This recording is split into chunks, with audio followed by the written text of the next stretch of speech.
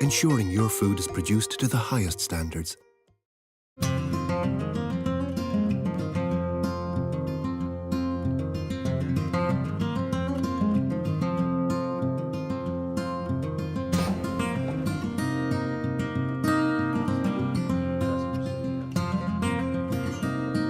Alistair, you're in charge of training.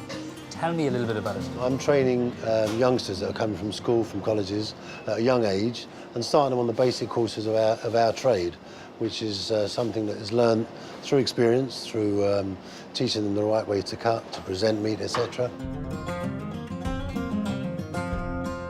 How many people are training on the course at the moment?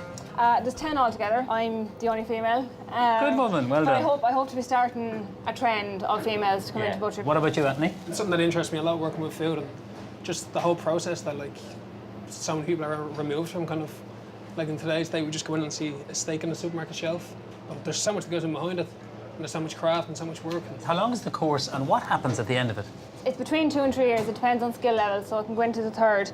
And at the end of it, you get a James Whelan accredited certificate, and then you get shipped out to the shops, and you go and be a full-time butcher. Isn't that brilliant? Brilliant. Wow. Absolutely And do you think brilliant. more and more people are becoming into butchery as an exciting career for people, do you think? Definitely. I think, look, we're back to the butcher shops now, and people love coming in, and it's the chat, and people themselves want to go in and learn a new skill, and it's definitely a skill. It's a craft. There's many different faces of the modern day butcher. Nowadays, like, you have to be like the salesperson, you also have to be like the merchandiser, manage your stock, and then keep standards. Well, it's a credit to both of you guys. Thank you so much, and I wish you could look Thank in you it. very Okay, much. we'll see you Thank you, again Neven. soon. Thank you.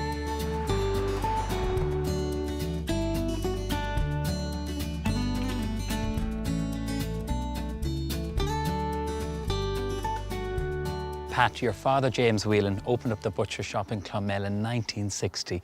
Tell me a little bit about the family history. Butchering goes back on my mother's side 5 generations. So when my mum and dad married, it was my mother originally brought the butchering, and she taught my father. And between them, they started the James Whelan Butchers that exist now in Clonmel. Originally, we lived over the shop, and the slaughterhouse was behind the shop. And interestingly, back in those times, there was 5 families who had 5 independent butcher businesses, all with their own abattoirs in the town of Clonmel. And this is where it all starts in the farm, isn't it? At every level of this business, you're working with nature every day of the week, almost conspiring with nature to create great food. I think we think of meat as something the same, but for me, every animal is different. Every single piece of the animal needs to be used. Shin beef is as important to me and is as nutritious as a piece of fillet steak, but you need to be a little bit more knowledgeable to get the best out of it. But every single piece of it has real value right down to the bones. When I went into the shop to meet your daughter, I asked her favourite cut. She said it was oxtail. Yeah. She's only 9. That's amazing. Oxtail is equally as important as fillet steak or other cuts of meat. In my utopia of a world, every cut of meat would be the same price because there is no real difference. Everything is just as nutritious. It's how you treat it. And because we've become time poor and you know, we're always in a hurry, we're looking for quicker cuts, tenderer cuts, and we kind of don't stop and think really, because good meat is an investment in your future health and well-being. If you think of it, the sacrifice the animal pays is superb, and I have an onus to the animal and to nature to make sure that everyone understands the value of every single piece of that animal and that they get use of it. You have the abattoir behind me, isn't that right? The abattoir is right here on the farm. And for me, you know, happy cattle make great beef. There have been a number of studies around stress in animals and how that has a consequence on the actual product. We have an individual approach to the slaughter of the animals, and the skills here in the field, which are animal husbandry and pre-slaughter care and, you know, general stockmanship, to know when the animal is ripe for slaughter, when it's laid down enough fat, and when the temperament is right. And then to be able to take it through the process of having a very humane approach to the entire slaughter process is really, really important, and a respectful process. But then to understand the maturation skills. Beef particularly, it's a technical process. Temperature needs to gradually reduce. The natural enzymes that exist break down the muscle fibre and help to develop the key to it all, which is flavour. And it naturally exists when the process is done sympathetically. and not rushed. Now I have to ask you about the beef dripping. What a marvellous product. Congratulations on your golden fork, the first ever to win in Ireland. You must be so proud. Our commitment to sustainability is what brought that to life. The man who used to buy the fat and bone from us rang me to tell me he could no longer buy it and that I'd have to pay for it to be taken away. So I started to think about the process, and I was having lunch with my mother one day and I said, "Ma'am, what did you do with the fat?" And she said, "We made dripping."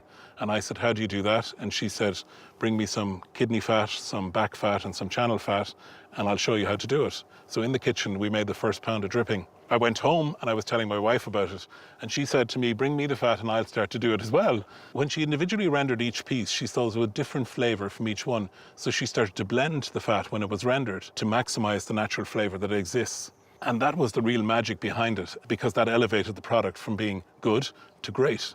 Out of 10,000 products that were entered in 2015, beef dripping was the supreme champion. My mother was with me on that night in London, and there was nothing more fulfilling than having her with me to share that whole celebration of something so humble, but yet so necessary. And it has opened a whole debate about fat and how necessary good fat is in your diet. And sometimes I smile to myself now when I sit in a restaurant and see double-cooked chips in beef dripping, because it's almost back in vogue. And what something that had fallen from grace is now, you know, on trend, if that's the right word to use. I love your passion for your craft and what you do. Thank you very much. God bless you. Thanks a million, Pat.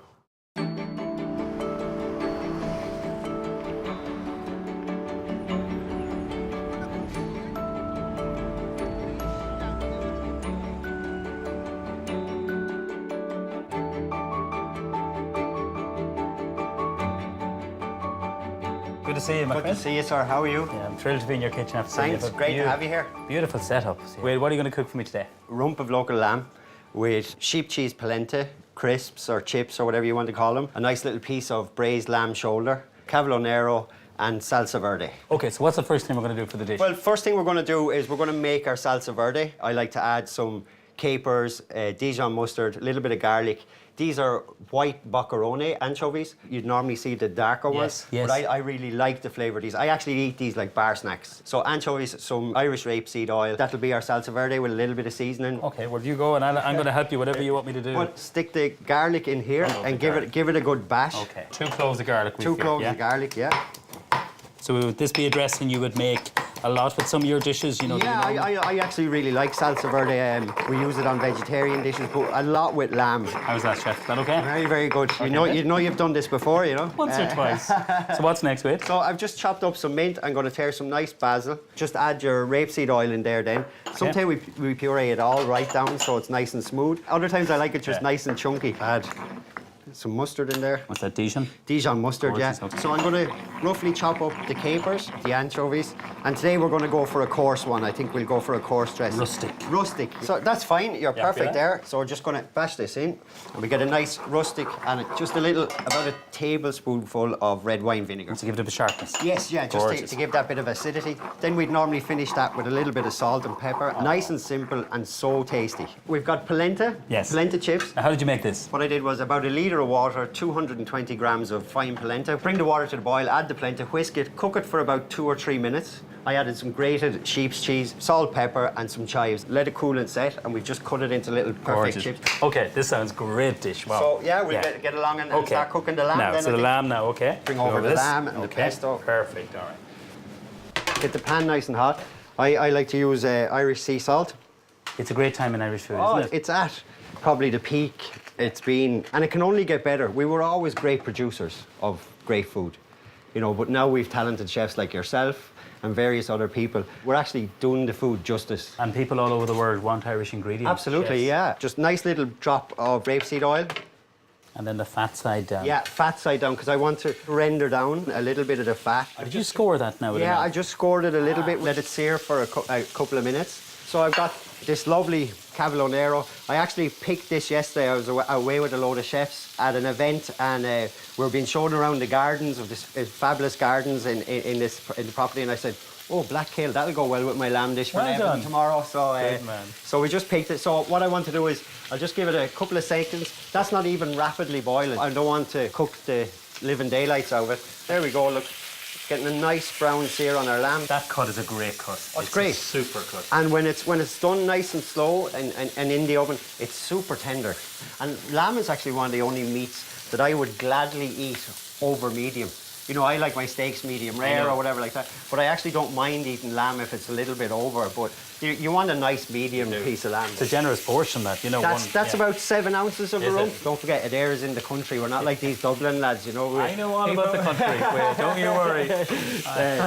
We have to do country portions here. But, so a little bit of good Irish farmhouse butter. Wait, I have to ask you while you're doing this about the name of the restaurant, 1826. What does it mean? Myself and Elaine were pulling our hair out for months and months before we opened the restaurant, trying to come up with a name and quirky name and everything like that. So I was reading local parish records one morning before we'd opened, and it said in 1826 the first Lord Dunraven built the thatched cottages in Adare village, and we both just went, that's it. And it's a talking point, because just like you, everybody goes, why 1826? What a story. Usually I tell them it's the amount of times I'm in trouble with Elaine every week, but we leave it at that. So, seared piece of lamb, hot oven for about 15 minutes, okay? So while that's going, then we get our polenta cake, a little bit of oil. The smell of that lamb is stunning. Oh, it's great, isn't it? Oh, beautiful. So our Cavalo Nero has just literally started to wilt. I don't want to cook it too much, but I'm going to go into the same pan, move this to the side here. Beautiful cabbage, the Tuscan kale, the Russian kale. It's all got very popular now. Oh, big time, yeah, Very big time. fashionable. A little bit of butter and a little bit of salt, freshly ground pepper, and then that's our garnish for our lamb. So we're going to deep fry our croquettes, our little shoulder croquettes, braised shoulder croquettes. And wait, how long would you have cooked the shoulder of lamb? The shoulder lamb is cooked at about 140 for about 3.5 hours with loads of herbs, red wine, vegetables, and then we let that cool down in the cooking liquid, and then we shred the meat. But the cooking liquid we reduce, and we actually have that here, which is going to be our jus with the lamb.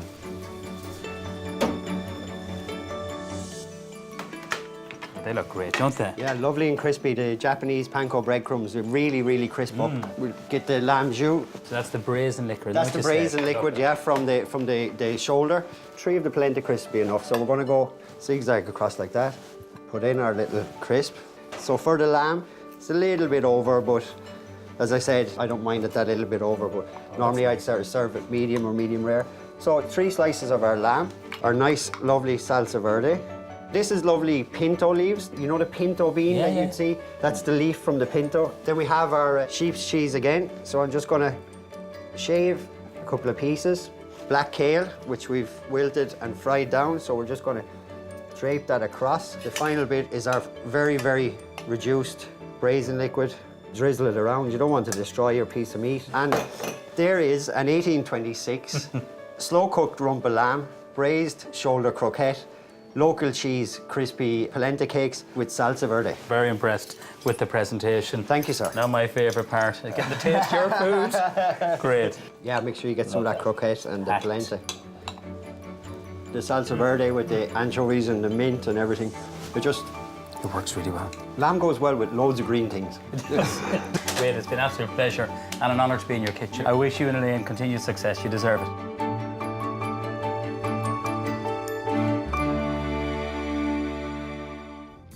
In the next programme, I travel to West Cork to visit one of Ireland's tiny number of knife makers. I taste oysters and a magnificent turbot at Blair's Cove House. And then I go crab fishing in Castletownbere and enjoy the freshest dressed crab on the quayside. I hope you'll join me.